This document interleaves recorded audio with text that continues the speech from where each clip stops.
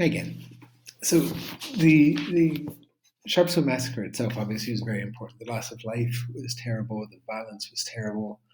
But the effects of Sharpeville are probably even more important in our study.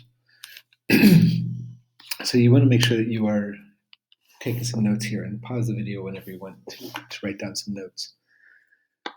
Sharpeville itself, which was a scene of great government oppression, actually led to more government oppression. Right? Instantly, because of the massacre, there are more protest movements around the country, and the government cracks down very hard. They arrest hundreds of ANC and PAC members, and the vast majority of their leaders are either arrested or have to go underground. Right? Right around this time, Nelson Mandela goes underground. He is in South Africa, but he is living in hiding, going from town to town, place to place in disguise. He's often dressing as a chauffeur, and or a farmer or a laborer, and he is living around the country, spreading word about the movement, but being in hiding for more than a year at this point. The ANC and the PAC are both made illegal organizations. The Communist Party had been made an illegal organization earlier, and now basically all of the major independence movement parties are now illegal. So while they don't disappear, they also go underground. The ANC leadership leaves the country and is based mainly in what is today Zambia, in Lusaka, and the leader at the time and for years later, Oliver Tambo, is living outside of the country. Importantly, both parties, the ANC and the PAC, look at what they've been doing for the last decade or more. They've been using passive resistance and then civil disobedience, working very hard not to be violent, even though some of their members were pushing for violence. They were looking at this and seeing that each of their steps, each of their nonviolent protests was met with more and more violence on the part of the government. And after Sharpeville, both groups decide that they can no longer go forward in a peaceful manner.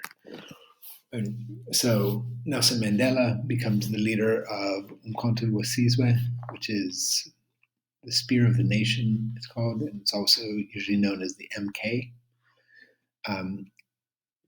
The PAC sets up their own armed group, which is called POCO, and both of these are looking to train South Africans as a military and to bring violent acts to South Africa.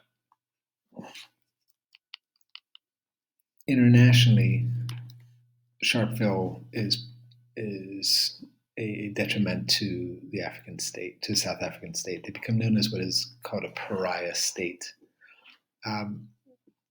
They are shunned by a lot of international community members. The UN will sanction them. People stop, at least different countries start to end trade deals with them, and they're starting to be ostracized from the world.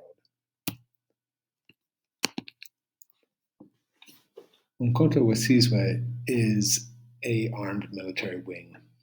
They are recruiting, especially young male Black Africans, and as the years and decades go on, they build an army. Right? Mandela himself travels around South Africa, travels around the continent of Africa, going to places like Ethiopia, Sudan, Morocco, Algeria, trying to gain support and funds.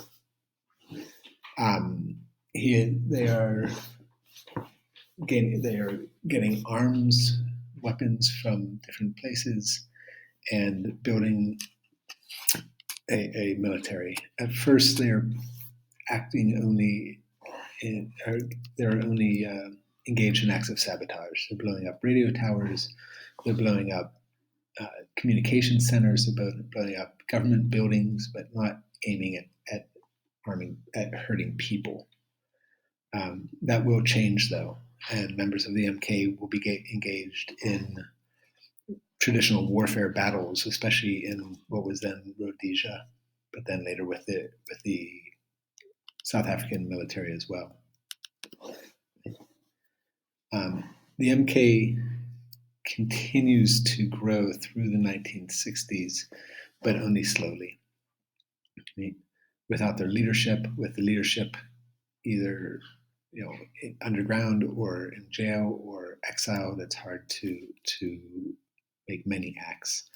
But they are engaged heavily in sabotage throughout South Africa. In 1964, well, shortly before 1964, the leadership of the MK, which was had a secret headquarters in a farm in South Africa. Their headquarters was raided by the government, and they found plenty of evidence to show that the leadership was engaged in sabotage, which was illegal and a crime of treason. So in 1964, Nelson Mandela and the other leadership of the MK and the ANC are put on trial, and it's called the Rivonia trial.